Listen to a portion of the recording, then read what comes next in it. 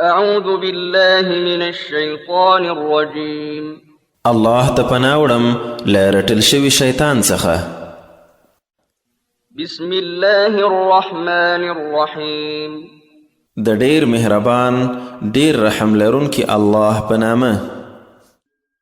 سيقول السفهاء من الناس ما ولاهم عن قبلتهم التي كانوا عليها قل لله المشرق والمغرب يهدي من يشاء إلى صراط مستقيم.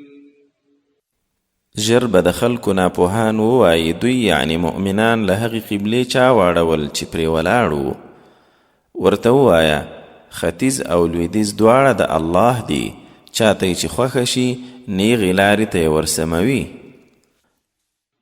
وكذلك جعلناكم أمة وسطا لتكونوا شهداء على الناس ويكون الرسول عليكم شهيدا وما جعلنا القبلة التي كنت عليها إلا لنعلم من يتبع الرسول ممن ينقلب على عقبيه وإن كانت لكبيرة إلا على الذين هدى الله وما كان الله ليضيع إيمانكم إن الله بالناس لرؤوف رحيم. او ای مسلمانانو همداسې مو تاسې یو غوره امت وګرځولی تر څو پر خلکو شاهدان یاست او رسول پر تاسو شاهد وي، او نه مو د ګرځولې هغه قبله چې ته پرې ولاړ وي مګر د دې لپاره چې هغه څوک معلوم کړو چې د رسول متابعت کوي له هغو نه چې بیرته په خپلو پوندو ګرځي. او دا خو حتما یو ګران کار دی، خو هغو ته نه چې الله ښوونه ورته کړې وي. او الله داسې نه دی چې ستاسو مخکني عملونه ضایع کړي. بېشکه الله خو پر خلکو نرمي کوونکی ډېر مهربان دی. قد نرى تقلب وجهك في السماء فلنولينك قبلة ترضاها فول وجهك شطر المسجد الحرام وحيث ما كنتم فولوا وجوهكم شطره وإن الذين أوتوا الكتاب ليعلمون أنه الحق من ربهم وما الله بغافل عما يعملون. ای رسوله بېشکه د آسمان لور ته ستا د مخ بیا بیا اوړېدل وینو نو خامخا به د هغې قبلې ته ور وګرځوو چې ته یې خوښوې، نو دا دی مخ د مسجد حرام لوري ته وګرځوه، او هر ځای چې وی نو مخونه مو د هغه لور ته وګرځوئ. او بېشکه هغوی چې کتاب ورکړی شوی حتما پوهیږي چې دا د هغوی د رب لخوا یو حقیقت دی، او الله خو د دوی له هغو کارو چې کوي بې پروا نه دی. ولئن أتيت الذين أوتوا الكتاب بكل آية ما تبعوا قبلتك وما أنت بتابع قبلتهم وما بعضهم بتابع قبلة بعض ولئن اتبعت أهواءهم من بعد ما جاءك من العلم إنك إذا لمن الظالمين. او کوم خلکو ته چې کتاب ورکړی شوی یعنی یهودیان او عیسویان که هغو ته هر ډول دلیل راوړي ستا د قبلې متابعت نه کوي او ته هم د دوی د قبلې تابعدار نه یې، او دوی هم یو د بل د قبلې تابعدار نه دي. او که د دوی د هیلو متابعت دې وکړ له هغه وروسته هم چې علم یعنی وحی درته راغله نو ته به هغه مهال یقینا له ظالمانو یې.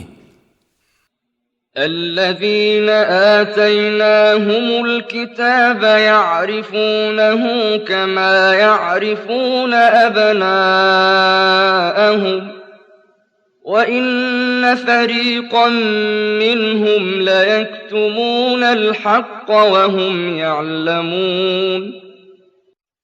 او هغه کسان چې کتاب مو ورکړی یعنی یهودیان او عیسویان دا یعنی محمد صلی الله علیه وسلم یا د قبلی او اختلو حقیقت داسې پیژني لکه خپل زامن چې پیژني او رښتیا چې له دوی نه یوه ډله خلک حق په داسې حال کې هم پټوي چې ورباندې پوهیږي.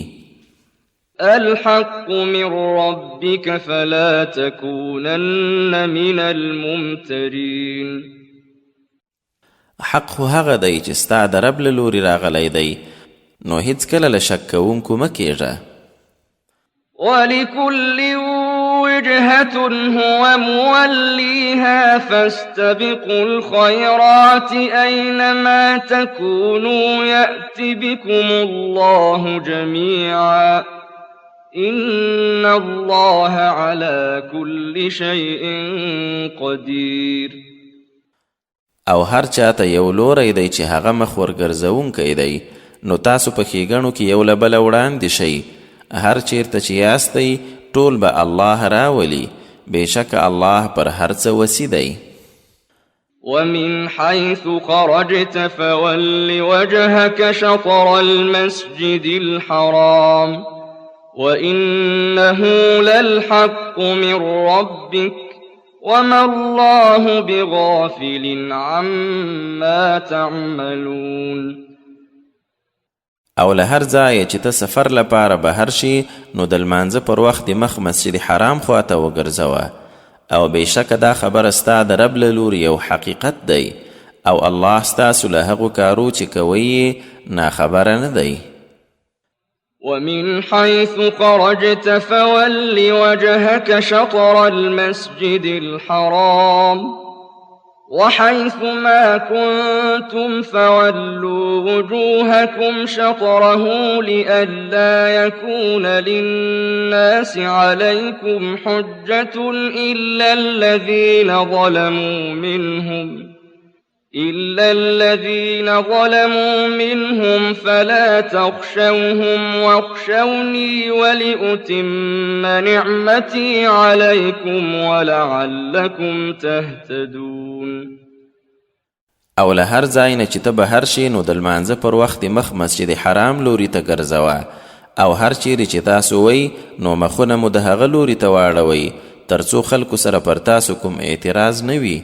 خو هغوی چې ظلم یې کړی کله هم نه چوپ کیږي نو له هغو مه ویرېږئ او له ما وویرېږئ او د دې لپاره چې خپله لورینه در باندې بشپړه کړم او چې سمه لار ومومئ.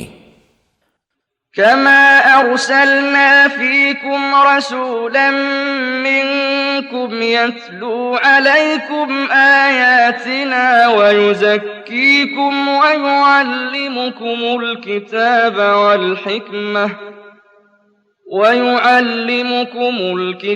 والحكمة ويعلمكم ما لم تكونوا تعلمون.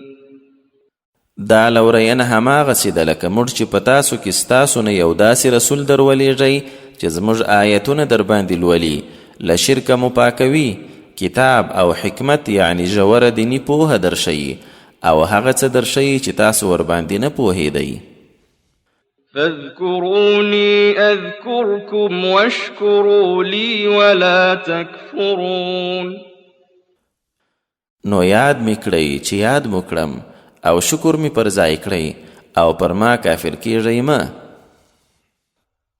يا أيها الذين آمنوا استعينوا بالصبر والصلاة إن الله مع الصابرين. اے مؤمنانو په صبر او لمانځه سره مرسته ترلاسه کړئ بېشکه الله صبر کوونکو سره مل دی.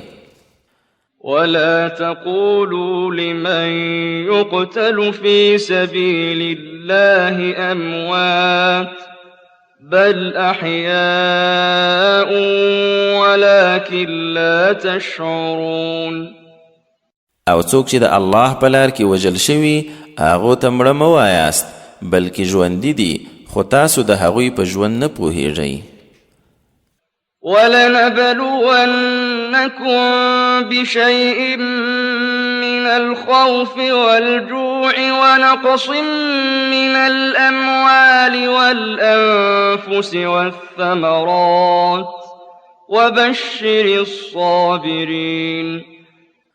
او خامخا به تاسو کله په څډار کله په لوږه او کله د مالونو ځانونو او میوو په څه کمښتو آزمایو نو په داسې حالاتو کې صبر کوونکو ته د ثواب زیری ورکړه. الذين إذا أصابتهم مصيبة قالوا إنا لله وإنا إليه راجعون. هغوی ته چې کله یو مصیبت ورسیږي نو وایي موږ ټول د الله یو او موږ ټول هغه ته ورګرځېدونکي یو. أولئك عليهم صلوات من ربهم ورحمة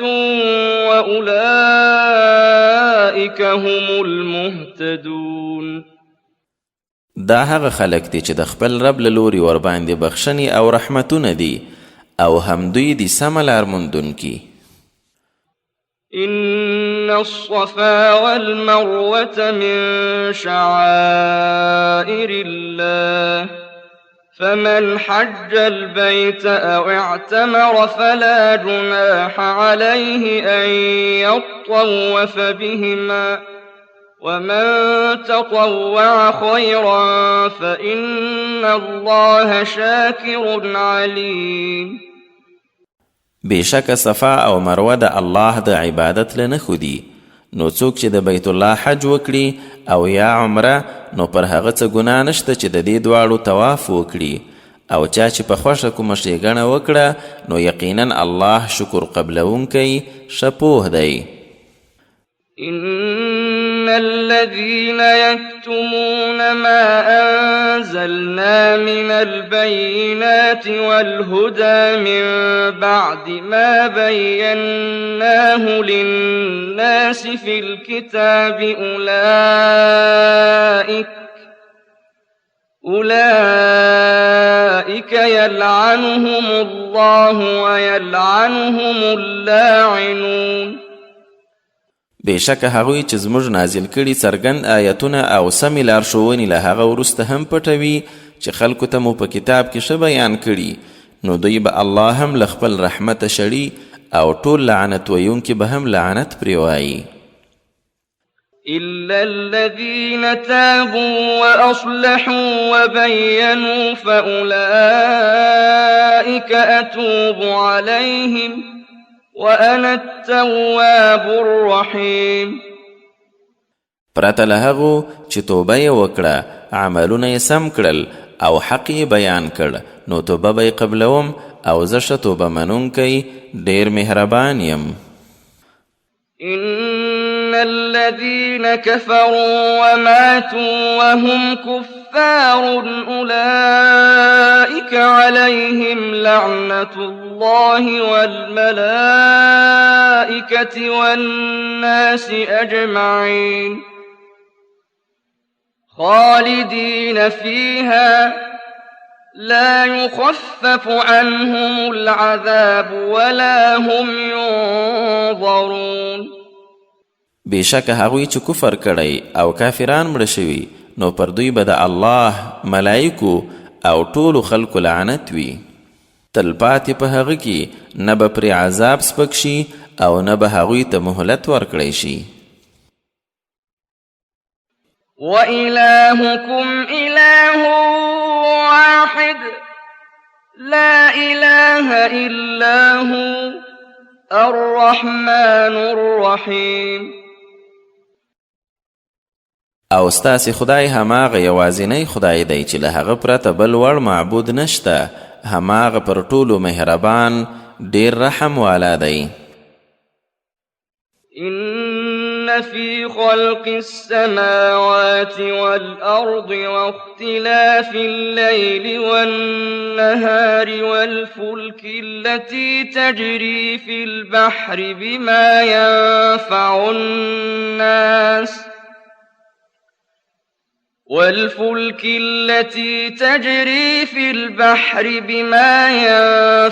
الناس وما أنزل الله من السماء من ماء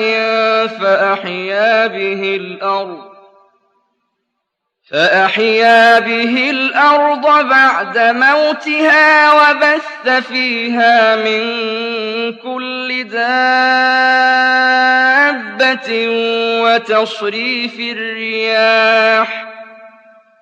وتصريف الرياح والسحاب المسخر بين السماء والأرض لآيات لقوم يعقلون.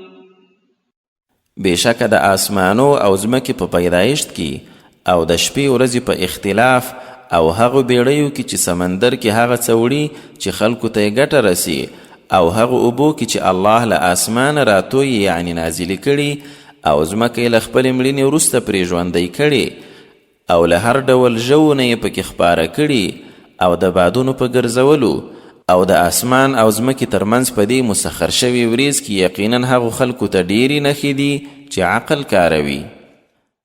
ومن الناس من يتخذ من دون الله أندادا يحبونهم كحب الله والذين آمنوا أشد حبا لله ولو يرى الذين ظلموا إذ يرون العذاب أن القوة لله جميعا وأن الله شديد العذاب. او له خلکو نه ځینې کسان پرته له الله نه داسې سیالان نیسي چې د الله په څیر مینه ورسره کوي او چا چې ایمان راوړی هغوی خو د الله په مینه کې ډیر کلک دي. او څومره به شوه که دې ظالمانو یعنی مشرکانو دنیا کې د کوم مصیبت لیدلو پر وخت دا فکر کولی چې بېشکه ټول ځواک الله لره دی او رښتیا چې الله قیامت کې سخت عذاب ورکوونکی دی. إذ تبرأ الذين اتبعوا من الذين اتبعوا ورأوا العذاب وتقطعت بهم الأسباب. کله چې مشران به له خپلو تابعانو یعنی کشرانو بیزاره وي او عذاب هم وویني او ټولې اړیکې پرې وشلیږي.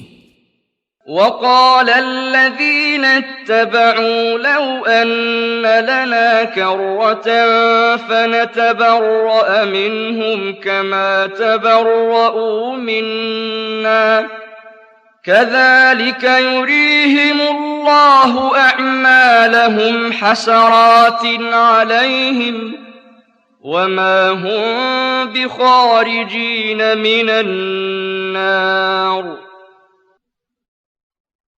او چا چې د دې مشرانو متابعت کړی و به وایي که مو دنیا ته بیرته ګرځېدل وای نو له دوی یعنی سرلارو به داسې بیزاره شوي وو لکه دوی چې نن له موږ نه بیزاره شول. همداسې به الله عملونه وروښیي چې پر دوی به افسوسونه وي او له اوره به وتونکي نه وي.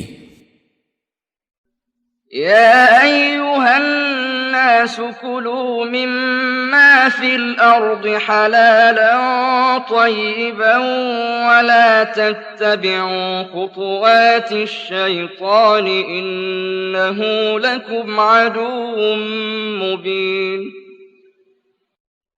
ای خلکو په ځمکه کې له موجودو حلالو پاکو شیانو څخه خورئ او د شیطان پلونو پسې مه ځئ بېشکه هغه مو څرګند دشمن دی. إنما يأمركم بالسوء والفحشاء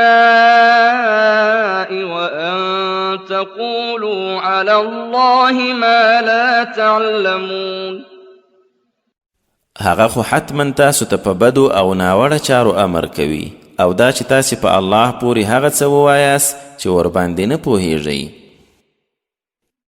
وَإِذَا قِيلَ لَهُمُ اتَّبِعُوا مَا أَنزَلَ اللَّهُ قَالُوا بَلْ نَتَّبِعُ مَا أَلْفَيْنَا عَلَيْهِ آبَاءَنَا أَوَلَوْ كَانَ آبَاؤُهُمْ لَا يَعْقِلُونَ شَيْئًا وَلَا يَهْتَدُونَ. او کله چې دوی یعنی کافرانو ته وویل شي د هغه څه متابعت وکړي چې الله را نازل کړي، نو دوی وایي نه، بلکې هغه به منو چې پلار نیکه مو ورباندې موندلي، که څه هم پلرونه یې د دین له پلوه په هیڅ شي نه پوهېدل او نه یې سمه لار موندلې وه. وَمَثَلُ الَّذِينَ كَفَرُوا كَمَثَلِ الَّذِي يَنْعِقُ بِمَا لَا يَسْمَعُ إِلَّا دُعَاءً وَنِدَاءً صُمٌّ بُكْمٌ عُمْيٌ فَهُمْ لَا يَعْقِلُونَ. او د کافر شویو مثال حق ته د بلنې پر وخت هغه چاته ورته دی چې هغه څه یعنی څاروي ته آواز کوي چې له بلنې او نارې پرته بل څه نه اوري. دوی کاڼه، ګونګیان او ړانده دي، نو خود به نه پوهیږي. يا أيها الذين آمنوا كلوا من طيبات ما رزقناكم واشكروا لله إن كنتم إياه تعبدون. ای مؤمنانو، له هغو پاکو پاکو شیانو خورئ چې در روزي کړي مو دي، او د الله شکر باسئ که رښتیا د هغه عبادت کوئ. إنما حرم عليكم الميتة والدم ولحم الخنزير وما أهل به لغير الله فمن اضطر غير باغ ولا عاد فلا إثم عليه إن الله غفور رحيم. خبره ده چې پر تاسو مرداره غوښه، وینه، د خنزیر غوښه او هغه چې حلالي پر وخت د غیر الله غږ پرې شوی وي حرام شوي دي. خو که څوک ورته اړ شو په داسې حال کې چې ناړامه یعنی بې ضرورته خوړونکی او زیاتی کوونکی نه وي، نو بیا څه ګناه پرې نشته. بېشکه الله ښه بخښونکی ډېر مهربان دی. إن الذين يكتمون ما أنزل الله من الكتاب ويشترون به ثمنا قليلا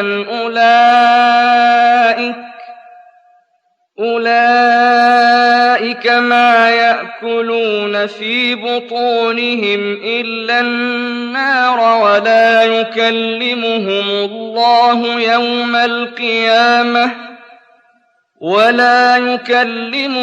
الله يوم القيامة ولا يزكيهم ولهم عذاب أليم. یقینا هغوی چې د الله نازل کړي کتاب څه احکام پټوي او پر هغه څه کمه بیه پیري یعنی اخلي، نو دوی په خپلو ګېډو کې له اوره پرته بل څه نه اچوي. الله به د قیامت په ورځ نه ورسره په رحمت غږیږي، نه به یې له کفره پاکوي او دوی لره به دردناک عذاب وي. أولئك الذين اشتروا الضلالة بالهدى والعذاب بالمغفرة فما أصبرهم على النار. دوی هماغه دي چې بېلاري په هدایت او عذاب په بخښنه پیرودلی دی، خو حیرانی ده چې څه شي په اور دومره صبرناک کړل. ذلك بأن الله نزل الكتاب بالحق وإن الذين اختلفوا في الكتاب لفي شقاق بعيد. دا ځکه چې الله خدا کتاب په حق را نازل کړی او چا چې په دې کتاب کې اختلاف وکړ نو حتما په ډیر لري مخالفت کې دي. ليس البر أن تولوا وجوهكم قبل المشرق والمغرب ولكن البر من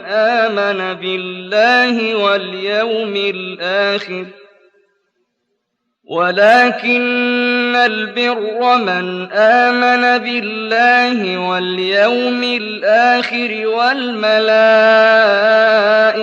والكتاب والنبيين وآتى المال على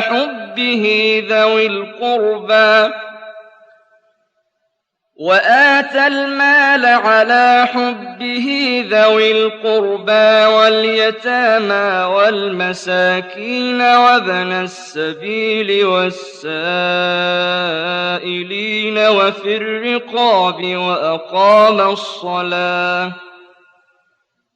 وأقام الصلاة وآتى الزكاة والموفون بعهدهم إذا عاهدوا والصابرين في البأساء والضراء وحين البأس أولئك الذين صدقوا وأولئك هم المتقون. یوازې دا نیکی نه ده چې مخونه مختیز او یا لویدیځ ته وګرځوئ. نیکی خدا ده چې څوک په الله، وروستۍ ورځ، ملائکو، کتاب او نبیانو ایمان راوړي او خپل مال سره له مینې یعنی اړتیا خپلوانو، یتیمانو، مسکینانو، لارویو او سوالګرو ته ورکوي او په مریانو آزادولو کې یې لګوي او لمونځ سم ادا کوي، زکات ورکوي. چې کله ژمنه وکړي نو په خپلو ژمنو دریدونکي وي او په کړاوو، رنځونو او جګړې پر مهال صبر کوونکي. دوی هغه خلک دي چې رښتینولي یې کړي او هم دوی ځان ساتونکي دي. يا أيها الذين آمنوا كتب عليكم القصاص في القتلى الحر بالحر والعبد بالعبد والأنثى بالأنثى فمن عفي له من أخيه شيء فاتباع بالمعروف وأداء إليه بإحسان ذلك تخفيف من ربكم ورحمة فمن اعتدى بعد ذلك فله عذاب أليم. اے مؤمنانو، په وژل شوو کې برابرۍ یعنی قصاص در باندې فرض شوی. د آزاد بدل کې آزاد، د مرئی بدل کې مرئی او د ښځې بدل کې ښځه ووژنئ. خو که چاته یې د ورور یعنی مقتول د کوم وارث لخوا څه وبخل شي نو په ښه توګه ورپسې کېدل دي او په ښېګڼه یې هغه بخښونکي ته ورکول دي. دا هم ستاسو د رب له لوري یوه آساني او لورینه ده. خو که چا له دې روغې وروسته هم تیری وکړ نو هغه ته دردناک عذاب دی. ولكم في القصاص حياة يا أولي الألباب لعلكم تتقون. او ای د عقل خاوندانو، تاسو ته په دې قصاص کې ژوندون دی د دې لپاره چې ځان ساتنه به کوئ. كتب عليكم إذا حضر أحدكم الموت إن ترك خيرا الوصية للوالدين والأقربين بالمعروف حقا على المتقين. پر تاسې فرض شوي دي چې کله مو کوم یوه ته مرګ رانږدې شي نو که څه مال یې پرېښی وي د مور و پلار او خپلوانو په اړه ښه شانته وصیت به کوئ. دا پر متقیانو یو لازمی حق دی. فمن بدله بعدما سمعه فإنما إثمه على الذين يبدلونه إن الله سميع عليم. نو چا چې له اورېدو وروسته هغه وصیت بدل کړ نو بېشکه ګناه یې پر هغو ده چې بدلوي یقینا الله ښه اوریدونکی ډیر پوه دی. فمن خاف من موص جنفا أو إثما فأصلح بينهم فلا إثم عليه إن الله غفور رحيم. خو څوک چې د وصیت کوونکي له ظلم او ګناه وډار شو بیا د دوی ترمنځ جوړه وکړه نو څه ګناه پرې نشته، بېشکه الله ډیر بخښونکی ښه لورونکی دی.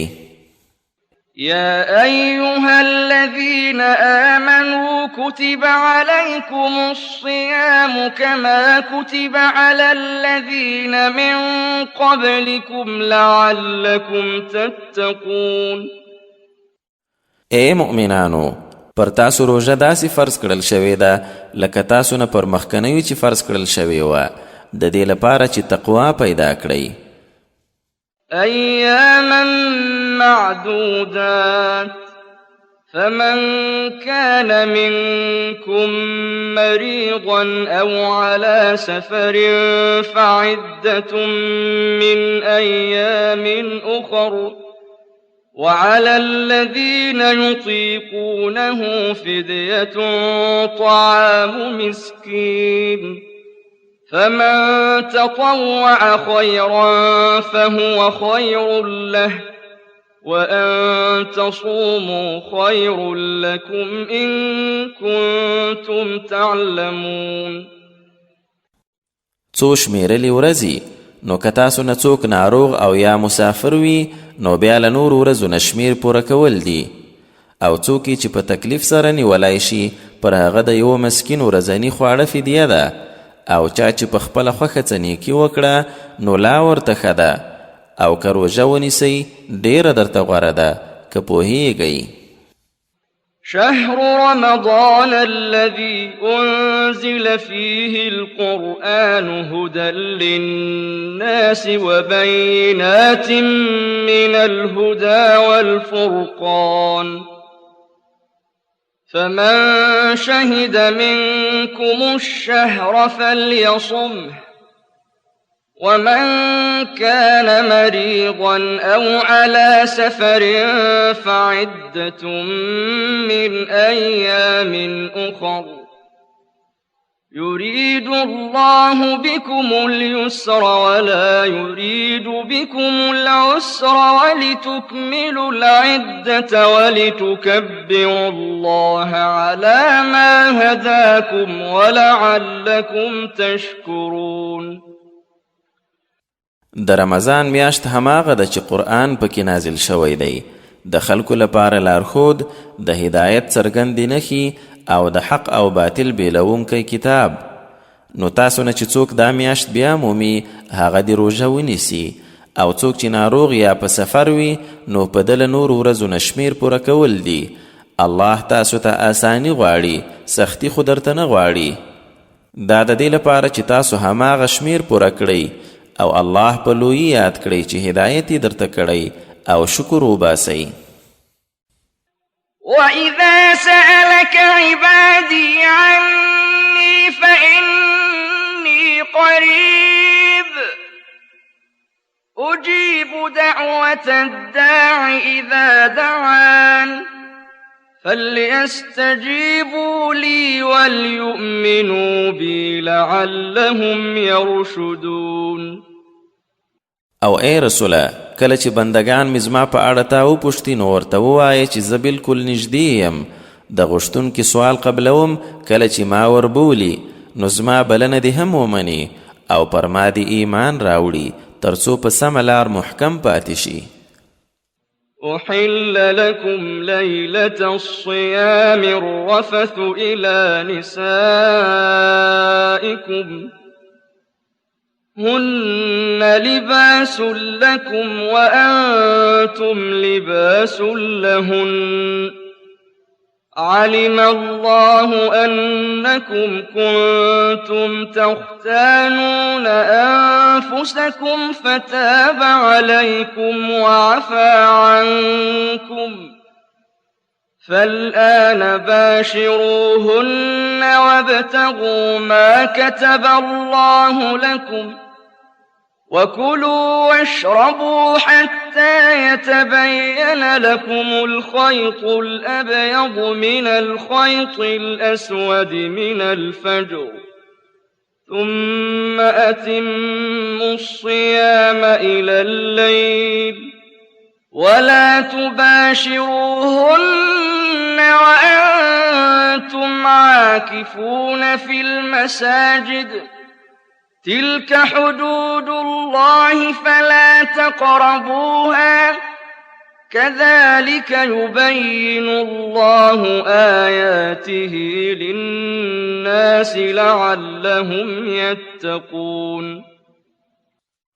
د روژې په شپه له خپلو ښځو سره کوروالی درته حلال شوی، هغوی تاسو ته او تاسې هغوی لپاره جامه یاست.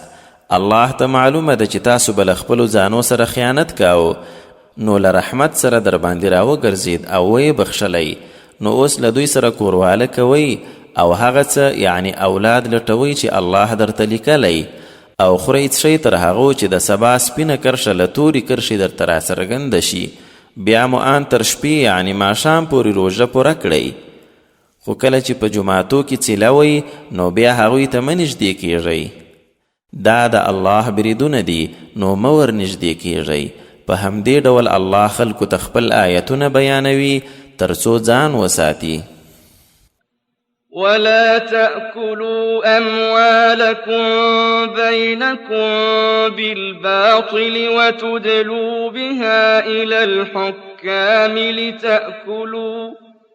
لتأكلوا فريقا من أموال الناس بالإثم وأنتم تعلمون. او مالونه مو په ناحقه خپلو کې مه سره خورئ، او واکمنانو ته یې هم د دې لپاره مه وړاندې کوئ چې د خلکو څه مال په ظلم وخورئ، په داسې حال کې چې تاسو ښه پوهیږئ.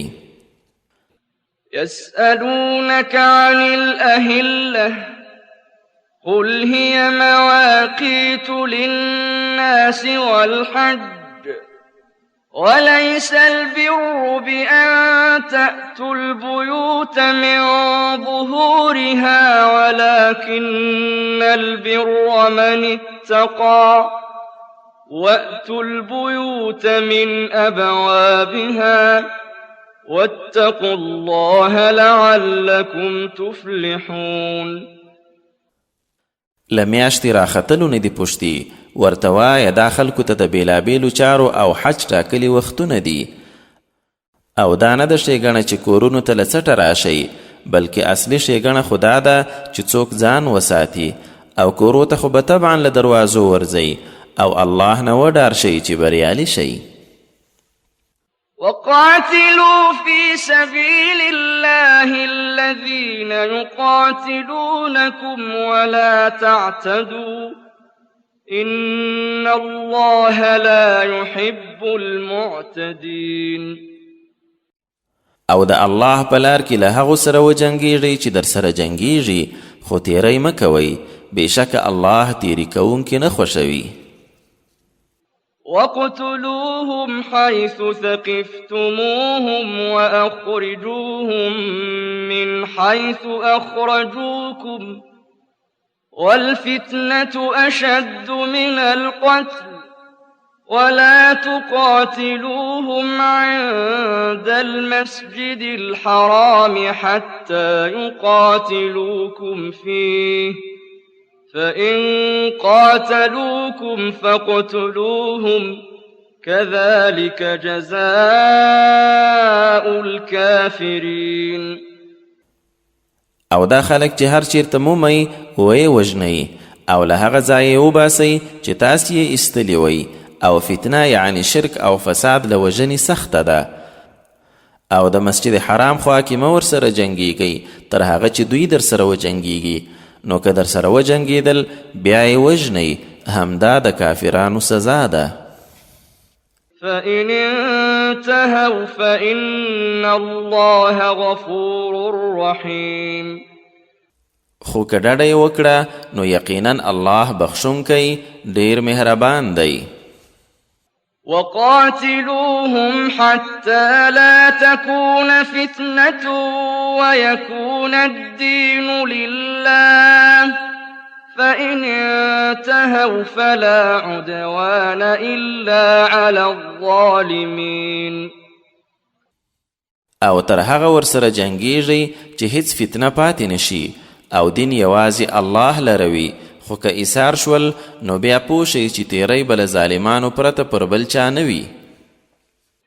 الشهر الحرام بالشهر الحرام والحرمات قصاص فمن اعتدى عليكم فاعتدوا عليه بمثل ما اعتدى عليكم واتقوا الله واعلموا أن الله مع المتقين.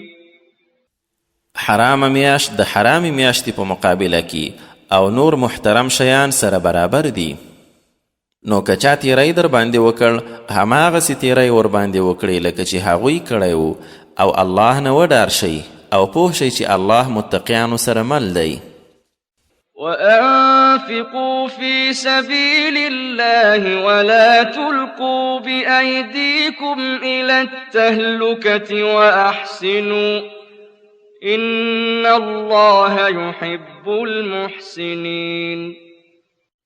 او د الله په لار کې لګښت وکړئ او په خپل لاس ځان په هلاکت کې مه غورځوئ او ښېګڼه کوئ، بېشکه الله نیکان خوښوي.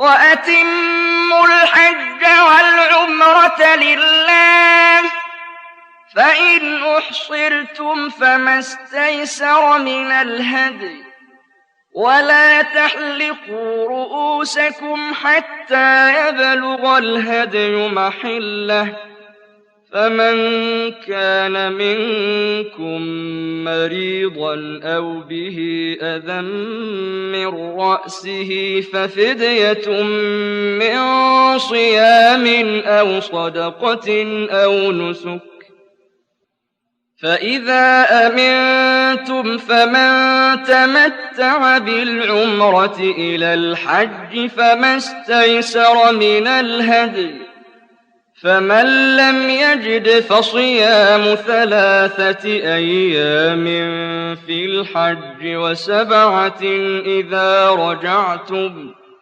تلك 10 كاملة ذلك لمن لم يكن أهله حاضر المسجد الحرام واتقوا الله واعلموا أن الله شديد العقاب. او حج او عمره د الله لپاره تر سره کړئ. نو که چیرته له حرم څخه را ایثار شوئ بیا نو چې د قربانۍ له څاروي نه څه اسانه وي الله ته یې وړاندې کړئ، خو د حلالۍ ځای ته د څاروي رسېدو پورې مو سرونه مه خریاست. خو کله تاسو نه څوک ناروغ وي او یا یې په سر کې څه تکلیف وي نو بیا د روژو یا خیرات یا قربانۍ فدیه ده. خو کله چې ډاډه شوي نو بیا چې څوک تر حج پورې له عمرې ګټه واخلي یعنی تر سره یې کړي نو پر ده واجب دي څه چې له قربانۍ اسانه وي الله ته دې وړاندې کړي. او که چا قرباني ونه مونده نو بیا د 3 ورځو روژې په حج کې او چې کله کور ته راستانه شوي چې دا پوره 10 شوي. خدا یعنی تمتع حج یوازې هغه چاته چې کورنۍ مسجد حرام سره نږدې نه وي او له الله وډار شي او پوه شي چې الله سخت عذاب ورکوونکی دی. الحج أشهر معلومات فمن فرض فيهن الحج فلا رفث ولا فسوق ولا جدال في الحج وما تفعلوا من خير يعلمه الله وتزودوا فإن خير الزاد التقوى واتقون يا أولي الألباب. د حج څو معلومې میاشتې دي نو چا چې په هغو کې احرام تړلو سره پر ځان حج فرض کړ نو بیا په حج کې نه کوروالی شته نه ګناهونه او نه جنګ جګړه او کومه ښېګڼه چې کوئ الله ورباندې پوهیږي او توشه در سره واخلئ او بېشکه غوره توشه له سواله ځان ساتل دي او له ما وویریږئ ای د عقل خاوندانو. ليس عليكم جناح أن تبتغوا فضلا من ربكم فإذا أفضتم من عرفات فاذكروا الله عند المشعر الحرام واذكروه كما هداكم وإن كنتم من قبله لمن الضالين. پدې کې هم څه ګناه در باندې نشته چې له خدایه مو څه فضل یعنی روزي وغواړئ. نو چې له عرفات راکوز شوئ نو د مشعر الحرام خواته الله یادوئ او داسې یادوئ څنګه چې در ښوولي او بېشکه له دې مخکې تاسو له لارو ورکو څخه وئ. ثم أفيضوا من حيث أفاض الناس واستغفروا الله إن الله غفور رحيم.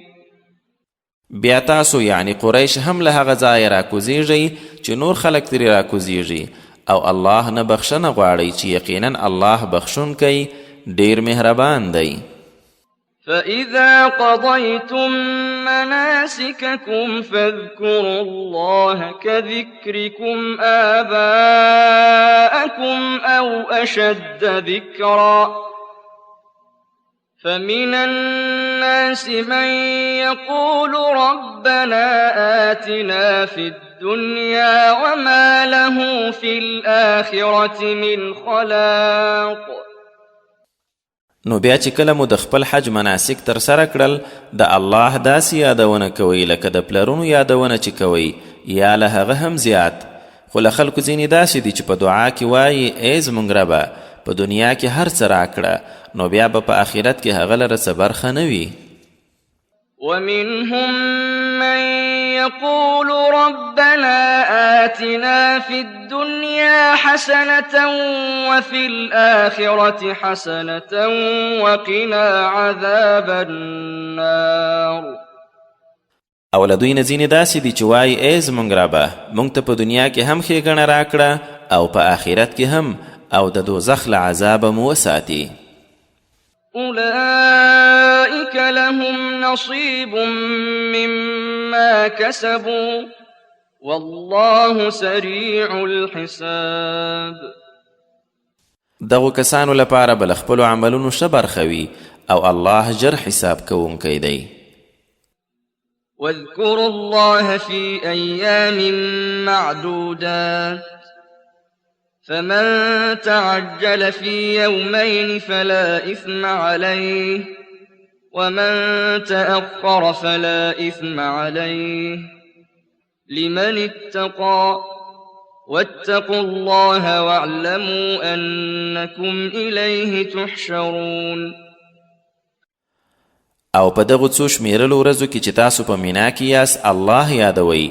خو چا چې مکې ته په 2 ورځو کې بیړه وکړه نو څه ګناه پرې نشته او که څوک 1 ورځ نور هم وځنډېدی پر هغه هم څه ګناه نشته. دا هغه چاته چې تقوا کوي او الله نه وډار شئ او پوه شئ چې تاسو به حتما هغه ته ورغونډ کړی شئ.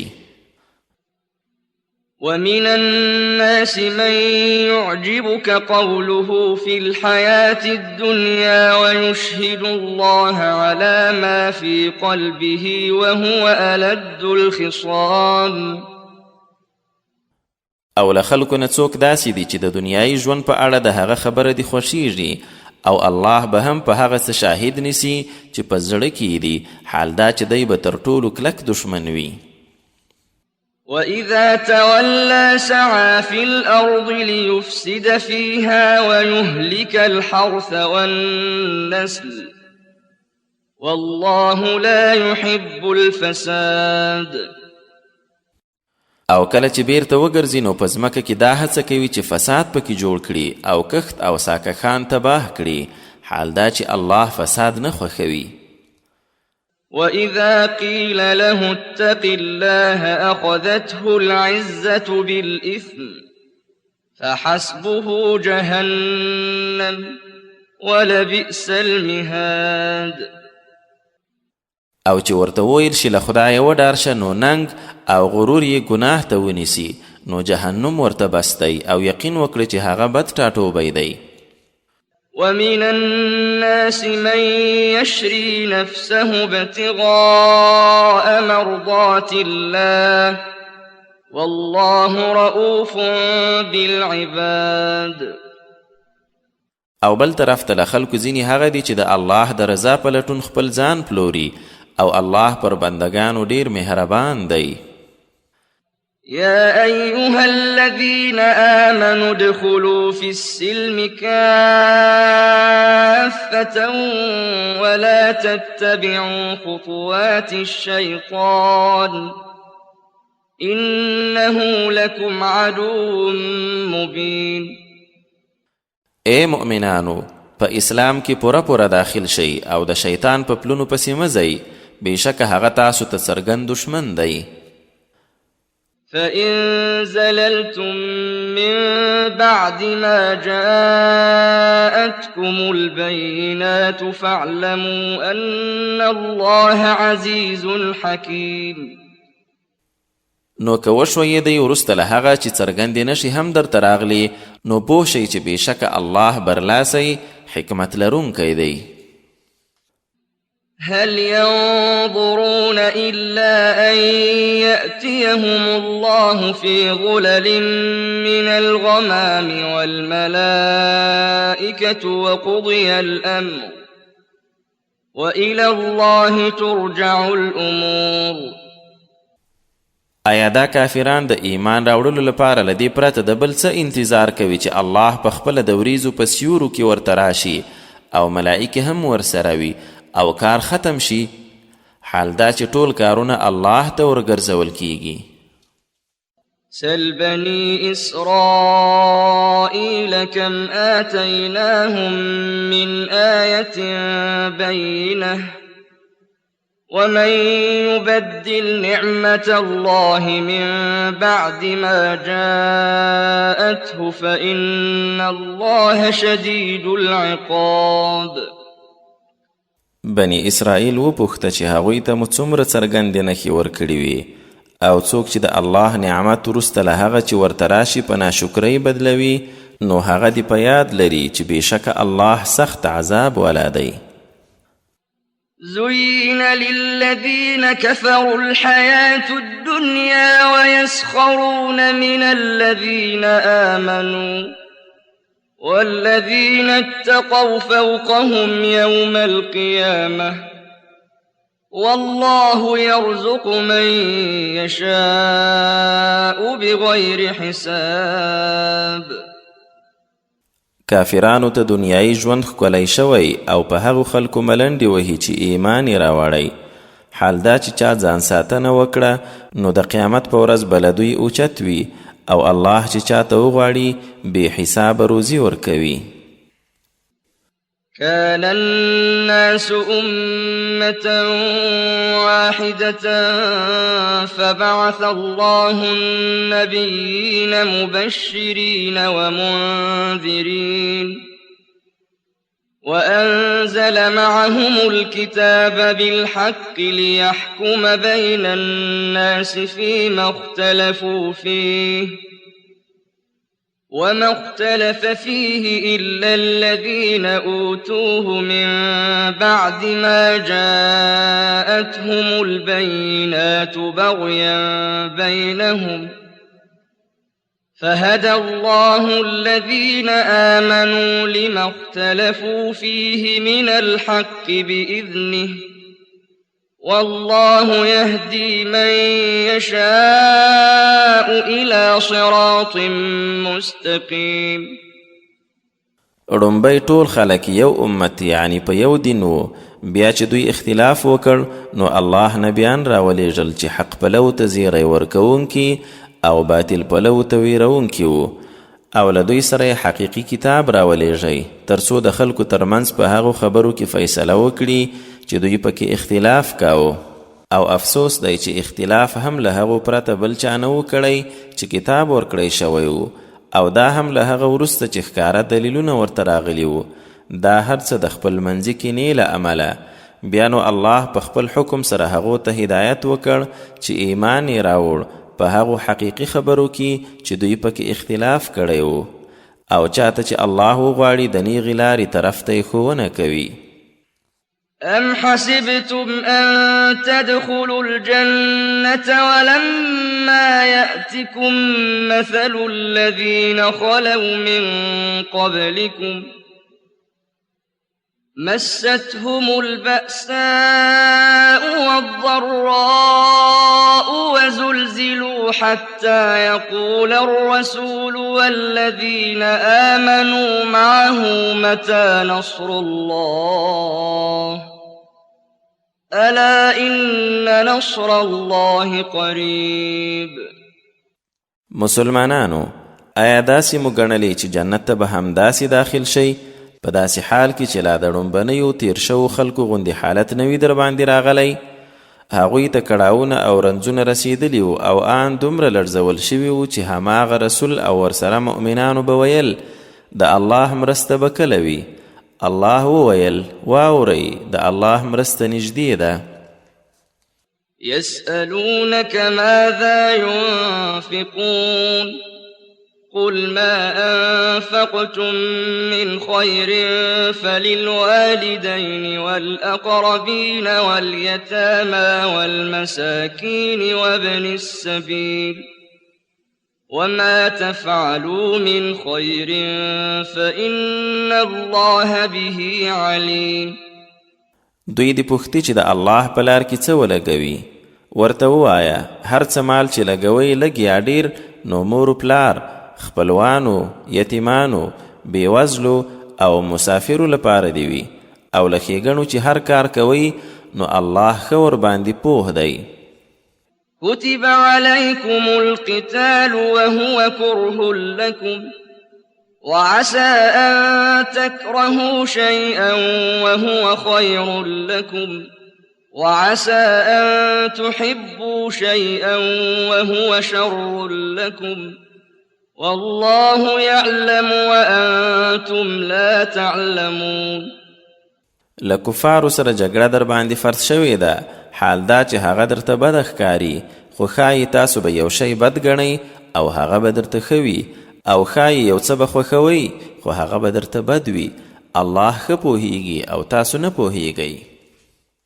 يسألونك عن الشهر الحرام قتال فيه قل قتال فيه كبير وصد عن سبيل الله وكفر به والمسجد الحرام وإخراج أهله منه أكبر عند الله والفتنة أكبر من القتل ولا يزالون يقاتلونكم حتى يردوكم عن دينكم إن استطاعوا ومن يرتدد منكم عن دينه فيمت وهو كافر فأولئك حبطت أعمالهم في الدنيا والآخرة وأولئك أصحاب النار هم فيها خالدون.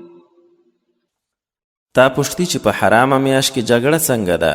ورته ووایه په دې کې قصداً جګړه لویه ګناه ده، خو د الله له لارې خلک ایسارول او په هغه کافر کېدل او مسجد حرام نه مخنیوی او اوسیدونکي یې ترې ایستل د الله په نیز لا زیاته ستره ګناه ده، او فتنه یعنی کفر له وژنې لا ډېر لوی جرم دی، او دوی یعنی کافران به تل تاسو سره جنګیږي تر هغو چې که وسې ورسیږي تاسو له خپله دینه واړوي، او تاسو کې چې هر څوک له خپله دینه واوړي او بیا په داسې حال کې مړ شي چې کافر وي نو د هغوی عملونه په دنیا او آخرت کې تباه شول، او دوی د اور والا خلک دي چې هلته به پکې تلپاتې وي.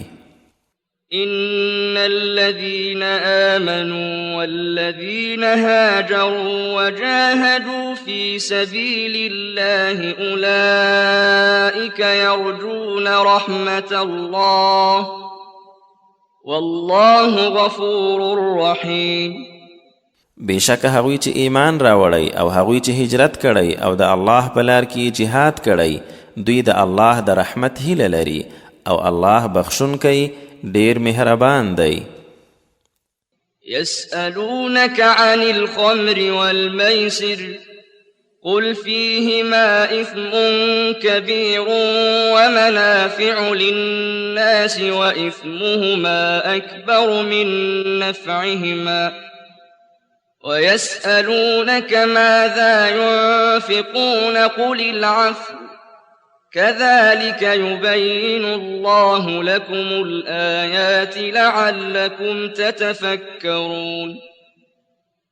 كذلك يبين الله لكم الآيات لعلكم تتفكرون في الدنيا والآخرة.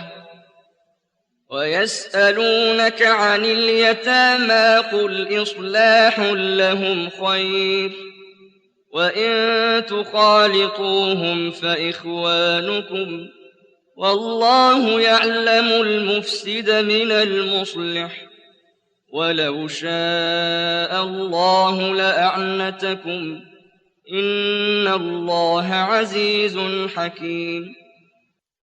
د شراب او جواری یعنی قمار په اړه دی پوښتي ورته ووایه په دواړو کې ستره ګناه ده او ځینو خلکو ته څه ګټې هم خو ګناه یې له ګټې ډیره لویه ده او همداراز ستا پوښتي چې د الله په لار کې څه ولګوي ورته ووایه ستاسو له اړتیا هغه زیاتګي شئ همدا شان الله تاسو ته خپل آیتونه بیانوي چې تاسو ښه فکر وکړئ. د دنیا او آخرت په اړه او د یتیمانو په هکله دې پوښتي ورته ووایه د هغوی مال او ځان سمول غوره دي او که در سره ګډ یعنی شریک یې کړئ نو هیڅ پروا نه کوي ځکه چې ورونه مو دي او الله ته د مال ورانونکی له سمونکي نه معلوم دی او که الله غوښتي وای نو خامخا به یې تاسې کړولی وی بېشکه الله برلاسی حکمت لرونکی دی. ولا تنكحوا المشركات حتى يؤمن ولأمة مؤمنة خير من مشركة ولو أعجبتكم ولا تنكحوا المشركين حتى يؤمنوا ولعبد مؤمن خير من مشرك ولو أعجبكم أولئك يدعون إلى النار والله يدعو إلى الجنة والمغفرة بإذنه ويبين آياته للناس لعلهم يتذكرون. او مشرک ښځې په نکاح ما اخلئ تر څو چې ایمان راوړي او یقینا مؤمنه وینځله هرې مشرکې غوره ده که څه هم ستاسو مشرکه خوښه شوې وي او مشرکانو ته هم څوک په نکاح مه ورکوئ تر څو چې ایمان راوړي او خامخا یو مؤمن مړی له هر مشرک نه غوره دی که څه هم ستاسو مشرک خوښ شوی وي هغوی د اور طرف ته بلنه کوي او الله په خپل حکم سره د جنت او بخښنې لور ته بلنه کوي او خپل آیتونه د دې لپاره خلکو ته بیانوي چې ښایي پند واخلي. ويسألونك عن المحيض قل هو أذى فاعتزلوا النساء في المحيض ولا تقربوهن حتى يطهرن فإذا تطهرن فأتوهن من حيث أمركم الله إن الله يحب التوابين ويحب المتطهرين. او د حیض په هکله دې پوښتي ورته ووایه دا یوه پلیتي ده نو په حیض کې له میرمنو ډډه وکړئ او تر هغه جماع ته مه ورنږدې کیږئ څو چې پاکې شي خو کله چې پاکې شوي نو له هغه ځایه جماع ته ورځئ چې الله درته امر کړی بېشکه الله بیا بیا توبه کوونکي خوښوي او ځان پاک ساتونکي خوښوي. نساؤكم حرث لكم فأتوا حرثكم أنا شئتم وقدموا لأنفسكم واتقوا الله واعلموا أنكم ملاقوه وبشر المؤمنين. ستاسو میرمنې ستاسو لپاره یوه کرونده ده، نو هر څنګه مو چې خوښه وي خپلې کروندې ته ورشئ او د ځان لپاره څه مخکې ولیږئ او الله نه وویریږئ او پوه شئ چې حتما ورسره مخامخ کیدونکي یاست او مؤمنانو ته دا زیری ورکړه. ولا تجعلوا الله عرضة لأيمانكم أن تبروا وتتقوا وتصلحوا بين الناس والله سميع عليم. او د الله نوم خپلو قسمو ته داسې مه په نښه کوئ چې نه به نیکي کوئ نه تقوا او نه د خلکو ترمنځ سوله، او الله ښه اورېدونکی ډېر پوه دی. لا يؤاخذكم الله باللغو في أيمانكم ولكن يؤاخذكم بما كسبت قلوبكم والله غفور حليم. الله مو په چټي چټي قسمو نه نیسي، خو په هغو مو نیسي چې ستاسو زړونو یې قصد کړی وي، او الله بخښونکی زغم والا دی. للذين يؤلون من نسائهم تربص 4 أشهر فإن فاءوا فإن الله غفور رحيم. هغو کسانو لپاره چې خپلو میرمنو ته د نه نږدې کېدو لوړه کوي تر 4 میاشتو انتظار کول دي، نو که بیا یې په همدې موده کې رجوع وکړه نو بېشکه الله بخښونکی ډېر مهربان دی. وَإِنْ عَزَمُوا الطَّلَاقَ فَإِنَّ اللَّهَ سَمِيعٌ عَلِيمٌ. او که طلاقولو ته یې هوډ وکړ نو هم الله ښه اورېدونکی ډېر پوه دی. والمطلقات يتربصن بأنفسهن 3 قروء ولا يحل لهن أن يكتمن ما خلق الله في أرحامهن إن كن يؤمن بالله واليوم الآخر وبعولتهن أحق بردهن في ذلك إن أرادوا إصلاحا ولهن مثل الذي عليهن بالمعروف وللرجال عليهن درجة والله عزيز حكيم. او طلاق شوی ښځې د خپل ځان د نکاح په اړه تر 3 حیضونو انتظار کوي، او دا نه دي ورته روا چې دوی هغه څه یعنی اولاد یا حیض پټ کړي چې الله یې په ګېډو کې پیدا کړي دي، که چیرې هغوی په الله او وروستۍ ورځ ایمان لري، او میړونه یې تر ټولو زیات وړ دي چې هغوی بیرته راوګرځوي یعنی نکاح کړي، که چیرته دوی دواړه د روغې اراده ولري. او د دوی لپاره هم دومره حق دی لکه د هغو یعنی میړونو چې پر دوی دی په ښه وجه، خو پر دوی بیا د نارینه‌و درجه اوچته ده، او الله برلاسی حکمت لرونکی دی. الطلاق 2 فإمساك بمعروف أو تسريح بإحسان ولا يحل لكم أن تأخذوا مما آتيتموهن شيئا إلا أن يخافا ألا يقيما حدود الله فإن خفتم ألا يقيما حدود الله فلا جناح عليهما فيما افتدت به تلك حدود الله فلا تعتدوها ومن يتعد حدود الله فأولئك هم الظالمون. طلاق 2 ځله شایي، بیا نو خاوند ته 2 لارې دي، یا په ښه توګه ساتل یعنی له طلاق رجوع کول دي، او یا په ښه شان پرېښودل دي یعنی له رجوع پرته عدت پوره کول دي. خو ای خاوندانو، دا درته روانې دي چې څه مو ورکړي له هغو نه څه شی د طلاق بدل کې بیرته واخلئ، مګر که دواړه ویرېدل چې په نکاح کې به د الله حکمونه ونه شي ساتلی، نو که تاسو ویریدلی چې دوی دواړه د الله حکمونه ساتلی نشي نو بیا پر هغوی دواړو څه ګناه نشته چې ښځه څه بدله ورکړي او طلاق واخلي. همدا الهي بریدونه دي، نو مه ورنه تیریږئ. او هر څوک چې له الهي بریدونو تیری کوي هم دوی ظالمان دي. فإن طلقها فلا تحل له من بعد حتى تنكح زوجا غيره.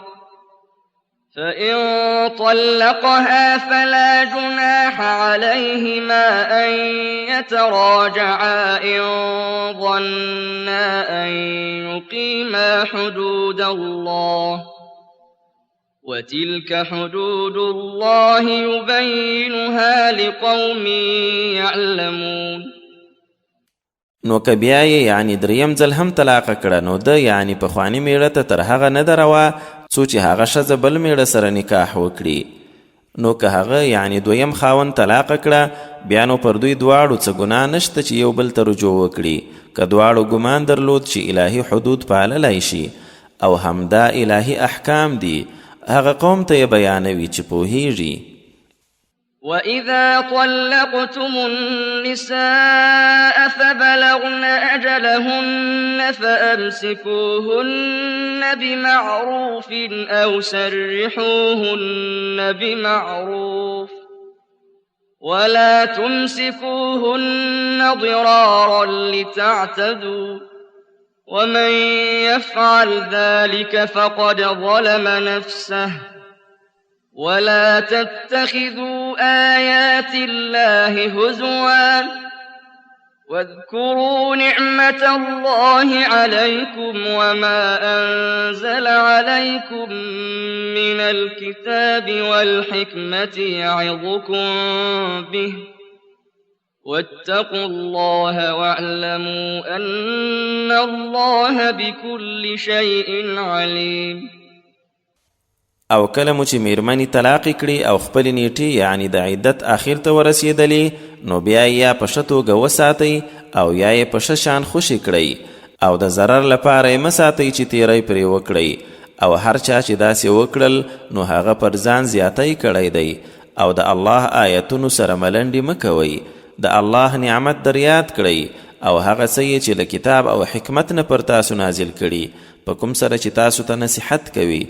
او الله نه وډار شئ او پوه شئ چې یقینا الله په هر شي پوه دی.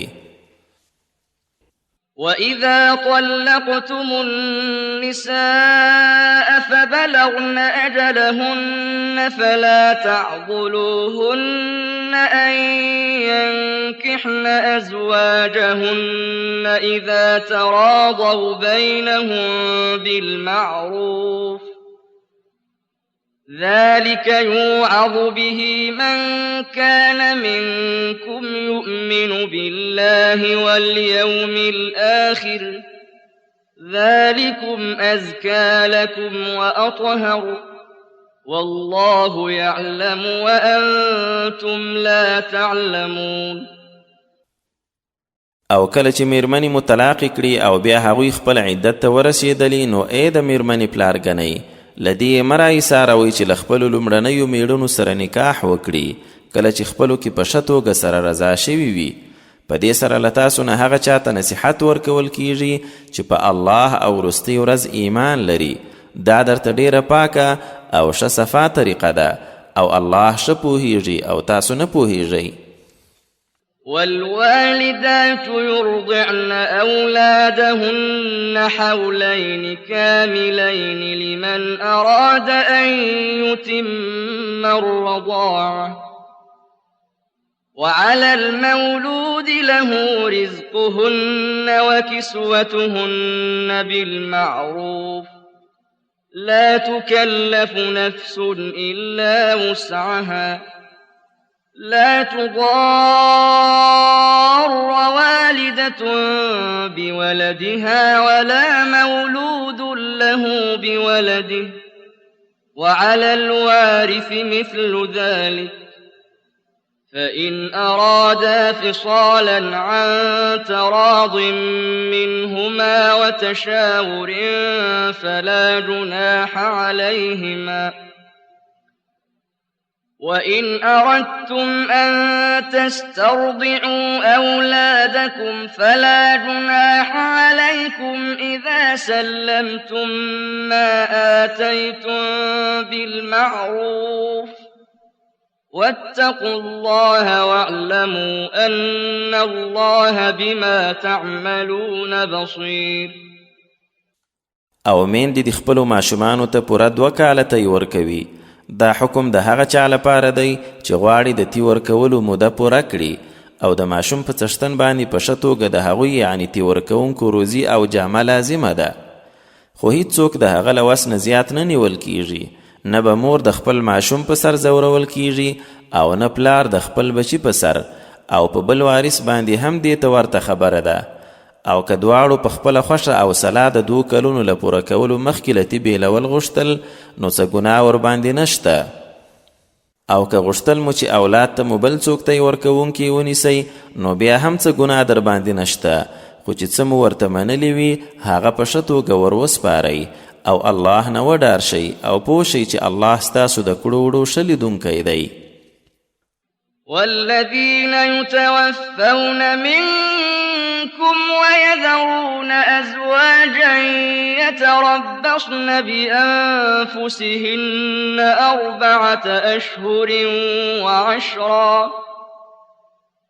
فإذا بلغن أجلهن فلا جناح عليكم فيما فعلن في أنفسهن بالمعروف والله بما تعملون خبير. او له تاسو نه چې څوک مري او میرمنې ترې پاتېږي نو دغه میرمنې به د ځان په باب لس باندې 4 میاشتې انتظار کوي. بیا چې کله خپلې نیټې یعنې د عدت پای ته ورسېدلې نو په دې کې بیا پر تاسو څه ګناه نشته چې د ځان په اړه یې په ښه توګه یو څه وکړل، یعنې 2یم نکاح یې وکړه، او الله په هغه څه ښه خبر دی چې تاسو یې کوئ. ولا جناح عليكم فيما عرضتم به من خطبة النساء أو أكننتم في أنفسكم علم الله أنكم ستذكرونهن ولكن لا تواعدوهن سرا إلا أن تقولوا قولا معروفا ولا تعزموا عقدة النكاح حتى يبلغ الكتاب أجله واعلموا أن الله يعلم ما في أنفسكم فاحذروه واعلموا أن الله غفور حليم.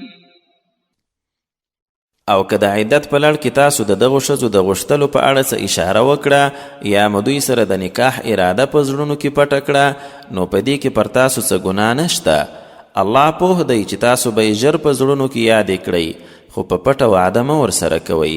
خو دا چې کومه ښه خبره وکړئ او د نکاح تړلو هوډ تر هغه مه کوئ څو چې دا ټاکلې نیټه یعنې عدت خپل پای ته ورسیږي، او پوه شئ چې بېشکه الله په هغه څه پوهیږي چې په زړونو کې مو دي، نو ترې وویریږئ او پوه شئ چې الله خامخا ډېر بخښونکی د لوی زغم څښتن دی. لا جناح عليكم إن طلقتم النساء ما لم تمسوهن أو تفرضوا لهن فريضة ومتعوهن على الموسع قدره وعلى المقتر قدره متاعا بالمعروف حقا على المحسنين. په دې کې هم څه ګناه در باندې نشته چې میرمنې له نږدېوالي او ولور ټاکلو نه مخکې طلاقې کړئ، خو څه خرڅ یعنې مال یا جامه ورکړئ په وسمن خپله اندازه او پر تنګلاسي خپله مناسبه اندازه څه سامان ورکول په ښه توګه، دا پر نیکانو یو حق دی. وَإِن طَلَّقْتُمُوهُنَّ مِن قَبْلِ أَن تمسوهن وقد فرضتم لهن فريضة فنصف ما فرضتم إلا أن يعفون أو يعفو الذي بيده عقدة النكاح وأن تعفوا أقرب للتقوى ولا تنسوا الفضل بينكم إن الله بما تعملون بصير. او کله نږدېوالی مخکې مطلاق کړي او څه ولور مو هم ورته ټاکلی و نو بیا د هغه نیمایي چې تاسو ټاکلی وي.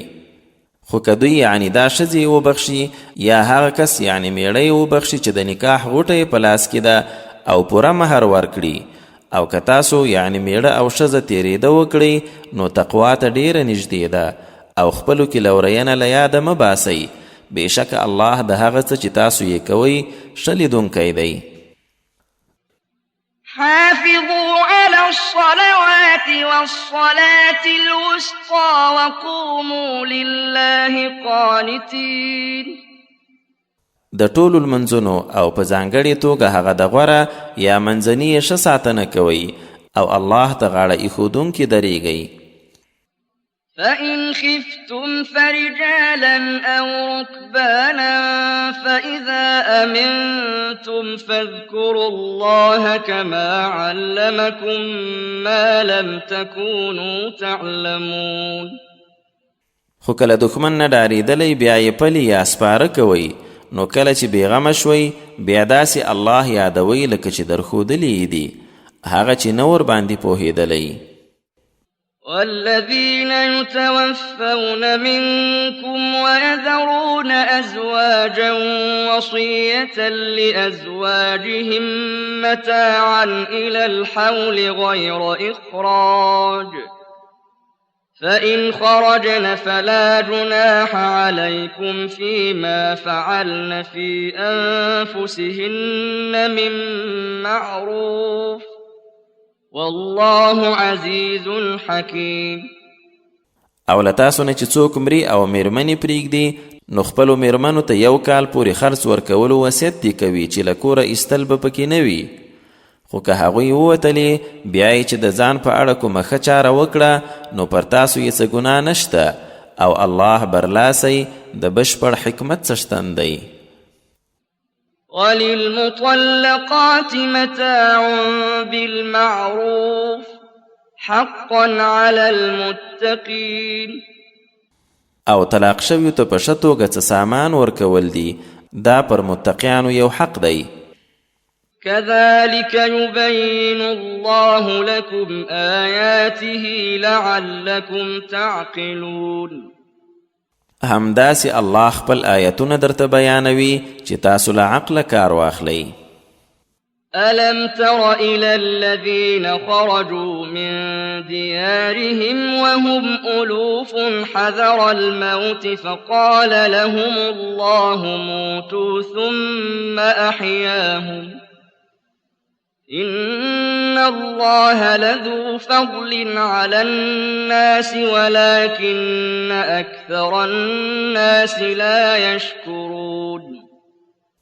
آیا د هغو خلکو حال درته معلوم دی چې له خپلو کورونو د مرګ له ویرې ووتل او دوی په زرګونو خلکو نو الله ورته وویل ومرئ بیا یې بیرته راژوندي کړل.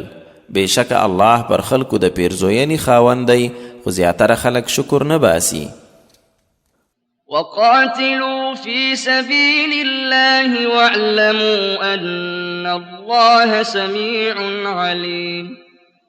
او د الله په لار کې جنګیږئ او پوه شئ چې یقینا الله ښه اورېدونکی ډېر پوه دی.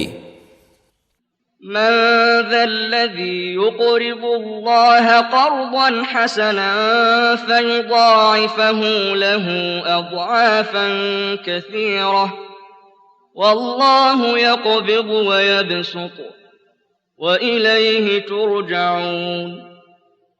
څوک دی چې الله ته پور ورکړي ښه یعنی حسنه پور چې بیا یې ډېر ځله ورته زیات ورکړي او دا خو الله دی چې د رزق تنګول او پراخول کوي او هغه ته به ورګرځول کیږئ. ألم تر إلى الملأ من بني إسرائيل من بعد موسى إذ قالوا لنبي له مبعث لنا ملكا نقاتل في سبيل الله قال هل عسيتم إن كتب عليكم القتال ألا تقاتلوا قالوا وما لنا ألا نقاتل في سبيل الله وقد أخرجنا من ديارنا وأبنائنا فلما كتب عليهم القتال تولوا إلا قليلا منهم والله عليم بالظالمين. آیا د بني اسرائیلو هغې ډلې ته دې نه دي کتلي، یعنې د عبرت کتل چې له موسی نه وروسته وه، کله چې خپل نبي ته وویل موږ ته یو پاچا وټاکه چې د هغه په مشرۍ د الله په لار کې وجنګیږو، ویل هسې نه چې جنګېدل در باندې فرض شي او بیا تاسو ونه جنګیږئ. دوی وویل نو موږ ته څه دي چې د الله په لار کې به نه جنګیږو، حال دا چې له خپلو کورو او بچیانو هم ایستل شوي یو. خو کله چې جنګېدل ور باندې فرض شول نو پرته له کمو کسانو ټول په شا وګرځېدل او الله په ظالمانو ښه پوه دی. وقال لهم نبيهم إن الله قد بعث لكم طالوت ملكا قالوا أنى يكون له الملك علينا ونحن أحق بالملك منه ولم يؤت سعة من المال قال إن الله اصطفاه عليكم وزاده بسطة في العلم والجسم والله يؤتي ملكه من يشاء والله واسع عليم. بیا یې نبی ورته وویل دا دی الله ستاسو لپاره طالوت پاچا وټاکئ.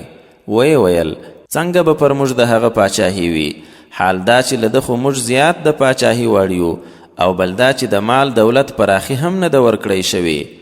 نبی ورته وویل حقیقت دا دی چې هغه خو الله در باندې غوره کړی او په علم او بدن کې پراخي او قوت ورکړی، او الله چې چاته وغواړي پاچاهي ورکوي، او بیا هم الله د پراخي څښتن ډیر پوه دی.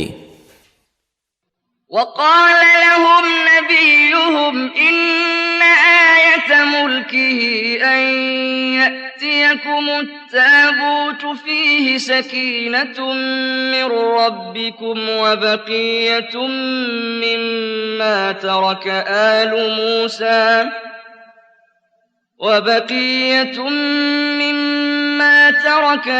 موسى وآل هارون تحمله الملائكة إن في ذلك لآية لكم إن كنتم مؤمنين. او نبی ورته وویل بېشکه د ده د پاچاهي یوه نښه دا ده چې هغه صندوق به درته راشي چې په هغه کې مو د رب له لورې یوه ډاډګیرنه او د موسی او هارون له کاله څه پاتې شوني دي چې ملایکې به یې راوړي. بېشکه په دې کې ستاسو لپاره لویه نښانه ده که تاسو مؤمنان یعنې باور کوونکي یاست.